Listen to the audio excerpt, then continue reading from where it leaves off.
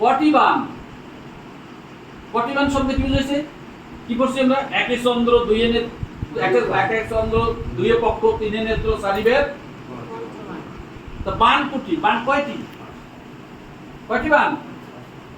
পাঁচটি বান যদি থাকে পাঁচটি স্বর আছে না? পাঁচটি বান কি? সম্মন, উন্মাদন, শোষণ, তাপন, শোষণ, জিম্ভন, সিম্বন। পাঁচটা। এই পাঁচটা বানের পাঁচটা স্বর আছে না? অরবিন্দ, অশোক সুদ, নবমল্লিকা, রক্তোৎপল।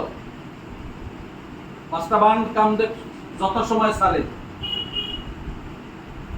কামদেব যদি এখন ওই বাচ্চাকে বান ছাড়তে আসবে না, আসবে? তাই শ্রীকৃষ্ণ সপ্তম বৎসরে রাজ করতে চেয়েছিলেন। কখন করলেন? অষ্টম বৎসরে। কেন করলেন? বস্ত্রহরণের সময় কথা দিয়েছিল যে আমি তোমাদের মনোবাসনা পূর্ণ করবো। সপ্তম বৎসরে তার মনের মধ্যে জাগলো, কিন্তু তারা কি করলো? কৃষ্ণকে যখন পেতেছে না এই বিরহে, তখন কি করলো? যোগমায়ার আদেশে কাত্যায়নে রত ছিল। এক বৎসর কৃষ্ণকে পিছিয়ে অষ্টম বৎসরে রাজ করতে হয়েছে।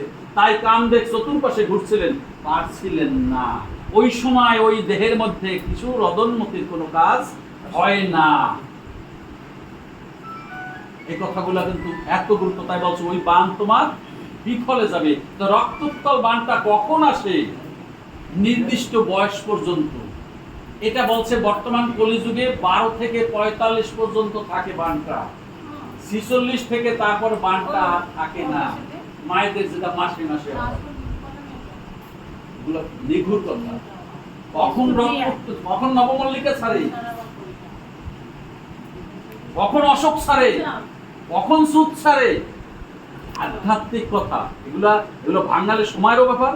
আর এই ধৈর্য ধরবেও না, কারণ আপনার যে বিষ্ণুকে জানে, বিষ্ণুকে যে না জানবে সে কিন্তু বৈষ্ণব হতে পারবে না। তাই একটা কথা প্রশ্ন আছে। আচ্ছা বলুন তো,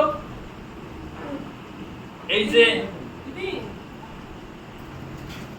দেবতাদের মধ্যে শ্রেষ্ঠ হয়েছে বিষ্ণু,